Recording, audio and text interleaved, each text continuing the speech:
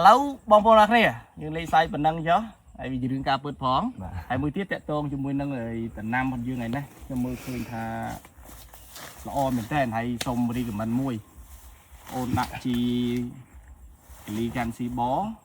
đầm bay chui bầm bay tầm hung plài này hay cắt tật thoi xong bay muối à ủa mình bay cái chú đấy bên trong chú ấy đại lý gan xí bó nó không lý gan xí bó miền po từ chốn và po từ chốn bị chui ấy vì thôi oxy mình là cả lò không po từ chốn đấy po từ chốn bị chui rồi tràn tật cái nhé một người việt và tao mà po từ chốn pra tao bị chui không có rồiឬក៏សង្កត់អាស៊ូតមិនឲ្យមានអតិពលខ្ពស់ដែលជាកត្តាលាស់ត្រួយប្រទាញ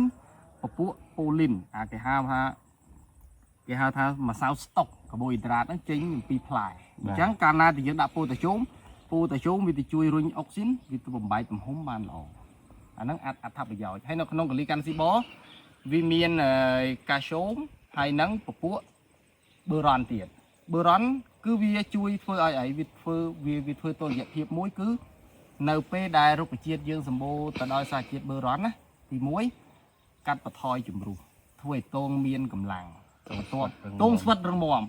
ហើយអ្វីដែលសំខាន់ប៊ឺរ៉នវាជាអ្នកជួយរុញច្រានអង្គធាតុផ្សេងចូលមកកាន់កោសិកានោះបានល្អហើយកាល់ស្យូមយើងដឹងហើយវាធ្វើឲ្យកោសិការឹងមាំអញ្ចឹងកលីកាន់ស៊ីបគឺស័ក្តិសមមែនតើនៅក្នុងវ័យទរានអាយុជា40ថ្ងៃនេះហើយ40ថ្ងៃនេះបើលាស់ត្រួយទី1ធ្លាក់ជូរច្រើនទី2ផ្លែយើងមានបញ្ហាផ្លែស្អាតផ្លែមូលមុខកពើកពិតកពីវកវេកវោខ្សែក្បាត់កសិកម្មមហាសាលចំណាយតិចចំណេញច្រើនកើនទិន្នផលនិងងាយស្រួលក្នុងការប្រើប្រាស់